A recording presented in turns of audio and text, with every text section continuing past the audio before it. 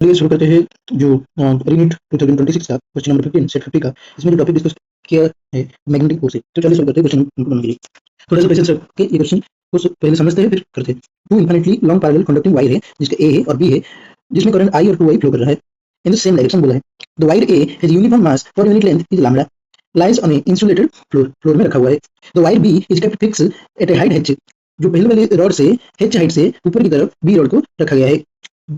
H above the floor, the minimum magnitude of H so that the wire A does not rise the floor, यानी कि थोड़ा सा जो ऊपर की तरफ फोर्स लग रहा है, वो ऊपर की तरफ जो फोर्स लग रहा होगा वो नीचे वाली फोर्स को बैलेंस कर रहा होगा, इसलिए उस पर्टिकुलर कंडीशन पर नॉर्मल इक्वल टू 0 होगा। इसका कॉन्सेप्ट यही है, यानी कि वो H हाइट बताओ जिसमें से वो जस्ट कॉन्टैक्ट लूज कर दे। तो चलिए कॉन्सेप्ट डिस्कस करते हैं, क्या कॉन्सेप्ट है। चलिए सबसे पहले ये बात देखिए, इसमें कौन सा कॉन्सेप्ट इंपॉर्टेंट है। देखिए सबसे पहले करंट ए में आई फ्लो कर रहा है, बी में 2 आई फ्लो कर रहा है, सबसे पहले ये बात। फिर ए को फ्लोर पे रखा गया है, दूसरी बात। बी को हेच हाइट पे रखा गया है, तीसरी बात।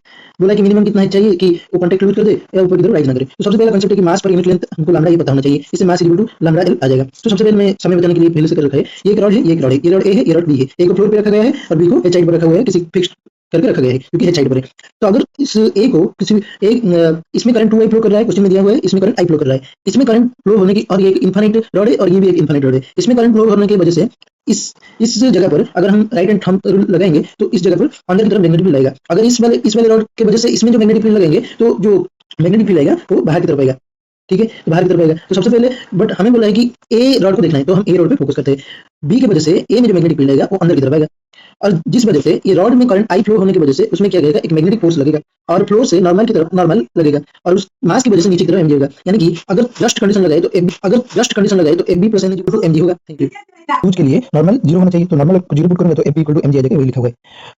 इसमें जो सबसे इंपॉर्टेंट है जो मैग्नेटिक फील्ड है, ये अगर मैं 2 करूंगा, ये 1 करूंगा, तो magnetic field on 1 due to 2 ये मुझे फाइंड करना है। इसमें करंट 2 आई फ्लो कर रहा है, तो ये एक इनफाइनाइट रॉड है और h डिस्टेंस पर मैग्नेटिक फील्ड कितना होगा, हम जानते हैं कि mu naught I by 2 pi r. इसमें करंट कितना है ना, 2 आई है, इसमें जो डिस्टेंस कितना है ना, h है, पुट कर दिया, 2 से 2 कट गया तो मैग्नेटिक फील्ड आ गया mu naught I bye 2h, जिसकी वजह से जो बी रॉड है वो एक मैग्नेटिक फोर्स एक्सपीरियंस होगा। तो F B equal to I B L, तो आई बी एल पुट कर दिया, बी यहाँ से यहाँ पुट कर दिया और आई एल पुट कर दिया, और एफ बी को सीधा सीधा एम जी पुट करना है क्योंकि नॉर्मल रिएक्शन 0 कंडीशन दिया हुआ है। तो एफ बी को एम जी पुट कर दिया, एम की जगह एम जी पुट कर दिया, इस वाले टर्म को यहाँ लिख दी। तो यहाँ पर लेंथ को अगर डिवाइड कर दूंगा तो मास पर यूनिट लेंथ को लैम्डा लिख दिया, तो lambda G equal to mu naught I square by pi H, H equal to mu naught I square by pi G, by lambda G. तो ये इस क्वेश्चन का आंसर